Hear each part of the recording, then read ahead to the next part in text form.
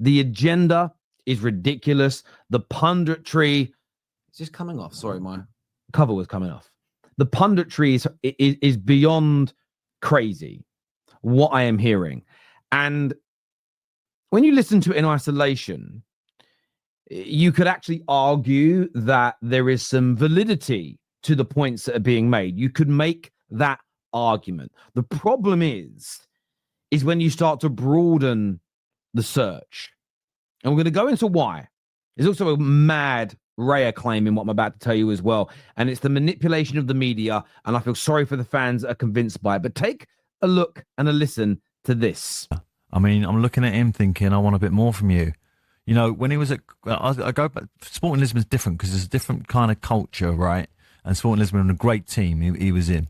And he was always going to get goals there. But when he was at Coventry, he looked quick down the side of the pitch, like proper quick. Mm-hmm. And now in the Premier League, he didn't look quick today, did he? No. There was times he had the march and didn't get past the centre backs, and it's a concern, I think, whether this kid is going to have to step up and be this number 9 that Arsenal have been waiting for 3 years. A lot of pressure. So there is a lot of pressure on him. I'll tell you what I'd be concerned with. I really hope he does crack it, but I thought today he was quiet. Do you know what I'd be concerned with?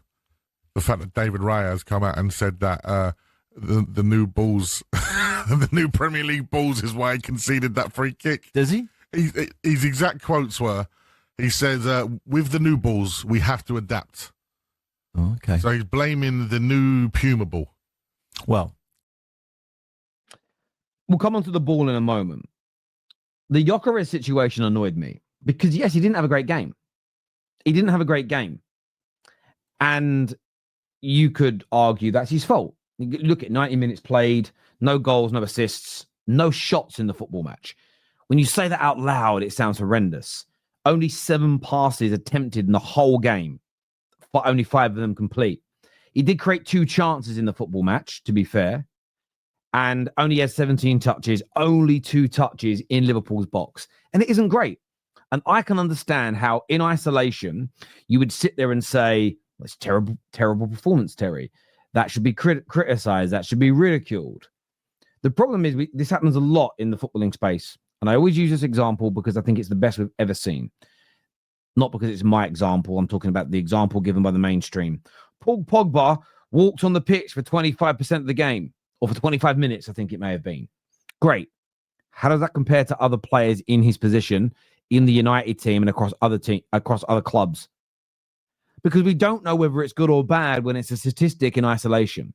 And I say that because when you look at Hugo Ekitike, who is also an excellent striker, he only attempted 5 passes in the whole game and only 2 of them were accurate.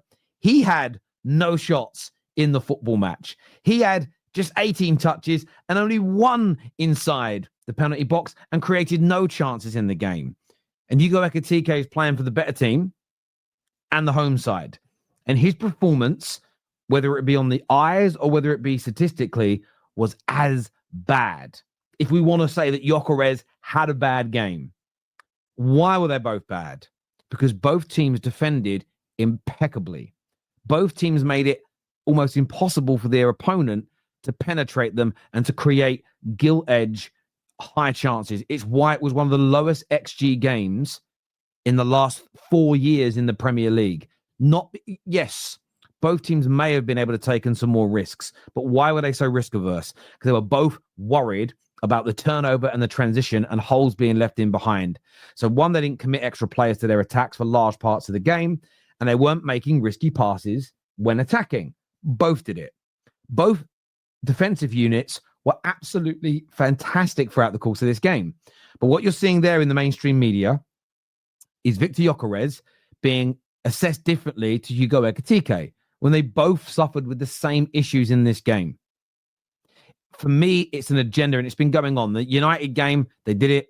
Plays against Leeds and scores. They go silent. They start moaning about the celebration. They start moaning about fans hyping it up. They start, oh, one of the goals was a penalty, though. They start playing it down. Goes away to the hardest ground in the league to play at, to win at, to perform at. And straight away, Arsenal fans should be worried. Arsenal fans should be panicking. For me, this is a nonsense. For me, this is crazy. For me, this is an agenda that should and has to be called out in my personal opinion, because I think it stinks. I think it absolutely stinks at every single level. And the second part of what they spoke about in this crazy agenda is David Raya blaming the ball. Now, I saw the clip, and my first thought was, well, what was the question? Turns out that was the truth. So David Raya said, with these new balls, we have to adapt. This is what Sky Sports Premier League posted on their X account. With the new balls, we have to adapt. As the presenter there on TalkSport said, David Raya, this is David Raya on getting used to the new Puma balls in the Premier League after conceding to Dominic Soboslai's free kick. So, of course, every man and his dog, that's a weakness, that's a bad mentality. It's why Arsenal can't win the league. Two things. One, it has actually been discussed on a number of occasions in the build-up to this season that these new balls, one of which I've got there in a glass case, are very different and they move different in the air. Secondly, David Raya was specifically asked about the balls, but the question was cut out from the video clip. He didn't bring the ball up organically himself. He didn't sit there and say, what did you make of today's game? Really close game, should have been 0-0, but these new balls, we have to adapt to them because the ball is what killed us. That's not what David Raya did. He was asked a specific question about the ball. The same as last season. Mikel Arteta was asked a specific question about the ball. Says the balls are different because he was asked about the ball. It gets manipulated and twisted in the media to Arteta blamed the ball. David Raya blamed the ball. They didn't. Lots of players in this season have said the ball's different and it's going to take a bit. There are players that are taking shots and saying, you know, I've got to sort of rework my shots because the new ball, the flight of the new ball's different. David Raya didn't blame the ball. And I know that we can get banter from this. I know that people want to laugh at this, but at no point was that said. He didn't blame the ball. He was asked about the ball and he said it's going to take time to adapt to it. And that isn't something David Raya has said in isolation. Many people have. So I don't like these. This is where the mainstream media can be absolute sons of bitches. Sons of bitches. They have asked a question that's been answered. They cut out the question and they frame it as the players blaming the ball. Honestly, football clubs should start. I know that they're contracted to doing it, so they probably can't get away from it. But they should really think about refusing to do these types of interviews. They really, really should. They should just refuse and say, we're not doing the interview because you ask us a question and then you manipulate the outcome.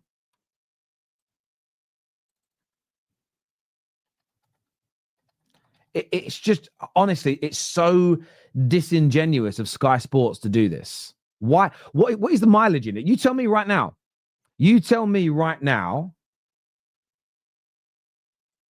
Where's the mileage in it?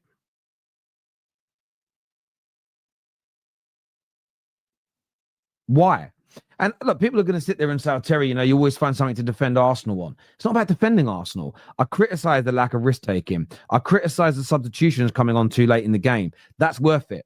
What I won't sit there and do is push out into my community false narratives that we know are fake. If there's something, for instance, when Gary Neville said Bruno Fernandes wanted to be substituted off, when Gary Neville said that, Sky Sports said that